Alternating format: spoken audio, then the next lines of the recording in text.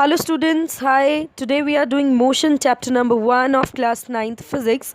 Before starting the video, don't forget to like, subscribe and comment and Hello, also class 9. press the bell This is me icon. Priyanka और आज मैं आपके लिए video लेकर आई हूँ motion chapter के ऊपर। फिजिक्स क्लास 9 का चैप्टर है ये।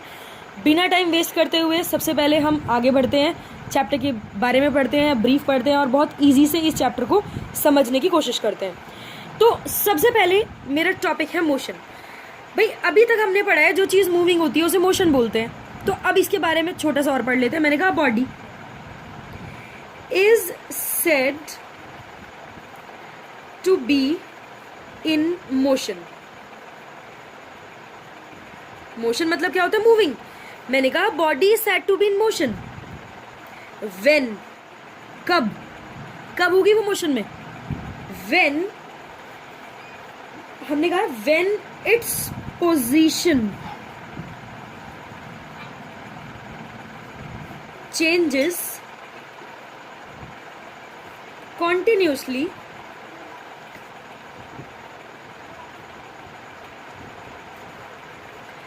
with respect to a stationary object। क्या लिखा मैंने? स्टेशनरी क्या है ये क्या है स्टेशनरी? स्टेशनरी मतलब रेस्ट, रेस्ट मतलब रुका हुआ। मैंने कहा बॉडी मोशन में कब है? जब उसकी पोजीशन कॉन्टिन्यूसली चेंज होती है तभी हम उसको मोशन में बोलेंगे। फॉर एग्जांपल मेरा घर है, आपका घर है, स्कूल है, बिल्डिंग है, ट्री है, आप गाड़ी से जा रहे हो, आपकी गाड़ी की पोजीशन चेंज हो रही है बार बार। वेयरएज अगर मैं घर के बारे में बात करूँ, अपने घर के बारे में, आपके स्कूल के बारे में, ट्री के बारे में, वो अपनी अपनी पोजीशंस पर है। तो मैंने कहा अगर कोई चीज़ मूव कर रही है वो with respect to stationary object move करेगी। फॉर एग्जाम्पल एक कार है, मूव कर रही है रोड के ऊपर। रोड क्या है वहां पे? स्टेशनरी है। और कार क्या है वहां पे? मूविंग। समझ में आ गई बात? तो ये तो हमारा हो गया मोशन। अब मैंने कहा मोशन के साथ साथ पढ़ने से पहले हमारे पास बहुत डिफरेंट टाइप ऑफ मोशन है। उससे पहले मैं आपको एक छोटी सी बात बताऊंगी। हमारे पास फिजिक्स में कुछ एसआई यूनिट्स होती हैं। अब क्या होती है ये एसआई यूनिट्स? क्या होती है ये एसआई यूनिट्स? ठीक है ना, हम एसआई यूनिट्स के बारे में पढ़ रहे हैं। आप एसआई यूनिट का मतलब क्या है? स्टैंडर्ड इंटरनेशनल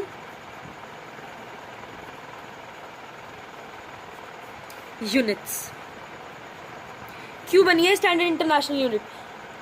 जिससे कि हम कोई भी वेरिएशन खत्म कर सके। हर चीज को एक यूनिट दे दी है फिजिक्स ने। हर चीज को एक यूनिट दे दी है फिजिक्स ने।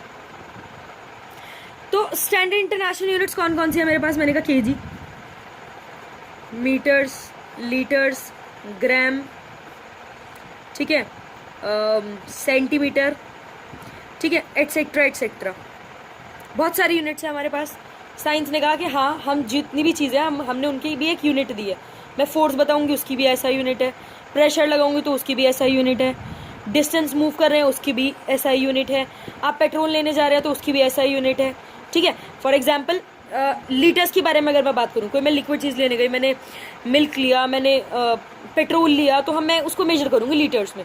अगर ऐसा यूनिट्स ही ना होती तो हम क्या बोलते हैं उनको? हम कुछ का कुछ नाम देते तो हमारे प्रॉब्लम क्रिएट होती। और दूसरी बात, ये स्टैंडर्डली इंटरनेशनली सेम होती है पूरे वर्ल्ड में। इन यूनिट, ये जो यूनिट होती है, अगर एक यूनिट मतलब सपोज फॉर एग्जांपल 1 मीटर की इंटेंसिटी इतनी है यहाँ पर जहाँ पर आप बैठे हैं, अगर आप कहीं बाहर चले जाएंगे, कहीं और चले जाएंगे, तो पूरी वहाँ पर भी 1 मीटर सेम ही रहेगा पहले जितना। ये नहीं कि यहाँ पे 1 मीटर तो इतना था जितना मेरा स्केच पेन है और बाहर जाके 1 मीटर इतना सा रह गया, ये बिल्कुल हाफ कर दिया मैंने ना। ऐसा नहीं होने का, बिल्कुल सेम हर चीज़, वेरिएशन वगैरह सब कुछ बिल्कुल सेम आएगी। मतलब कुछ वेरिएशन नहीं होगी, सब कुछ यूनिट वाइज सेम होगा। अगर वेरिएशन होती, अभी आपने एक एरिया से 1 मीटर लिया तो इतनी इंटेंसिटी दी आपको, दूसरे एरिया में गए आपको इतनी दी, तो ये वेरिएशन आती। तो इन वेरिएशंस को ख़त्म करने के लिए हमने क्या बनाया? ये यूनिट्स तैयार हुई, स्टैंडर्ड इंटरनेशनल यूनिट्स। अच्छा, फिजिक्स में एक चीज़ के बारे में हम और पढ़ेंगे जिसका नाम है क्वांटिटी।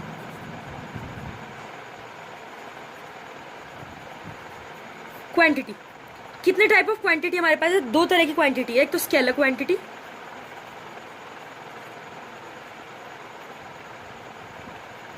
दूसरी वेक्टर क्वांटिटी।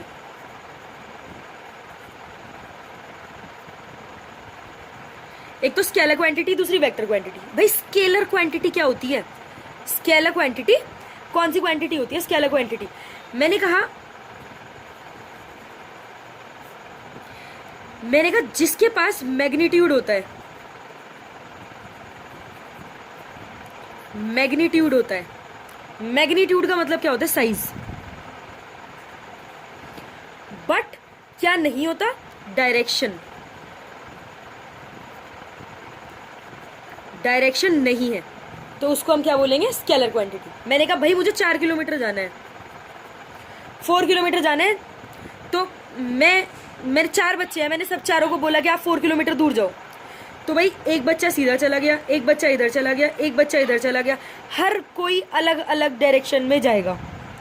मैग्नीट्यूड तो सबका 4 किलोमीटर ही रहा, मतलब साइज। मैंने बोला है आपको कि 4 किलोमीटर ही जाना है, बट डायरेक्शन तो नहीं मैंने आपको स्पेसिफाई की कि कहाँ जाना है। 4 किलोमीटर जाके डोमिनोज पिज्ज़ा है, वहाँ से पिज्ज़ा खरीद के लाओ, या 4 किलोमीटर जाने के बाद वहाँ पे एक बुक शॉप है, बुक खरीद के लाओ। तो मैंने आपको कोई स्पेसिफिक डायरेक्शन नहीं बताई। मैंने आपको बोला है कि भाई आप 4 किलोमीटर जाओ, मतलब मैंने आपको यहाँ पे खाली साइज बताया, डायरेक्शन के बारे में मैंने आपको कोई इन्फॉर्मेशन नहीं प्रोवाइड करी। तो जिस क्वांटिटी के पास खाली मैग्नीट्यूड होता है, डायरेक्शन नहीं होती, हम उसको क्या बोलते हैं? Scalar quantity. Scalar quantities are those quantities which have only magnitude but does not have any direction. ठीक है ना? इतनी बात समझ में आ गई? अब बढ़ते हैं आगे, अब बढ़ते हैं हम वेक्टर क्वांटिटी की तरफ।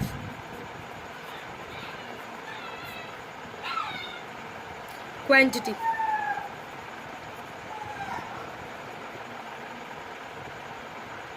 वेक्टर क्वांटिटी क्या होती है? Vector quantities are those which have both magnitude as well as direction.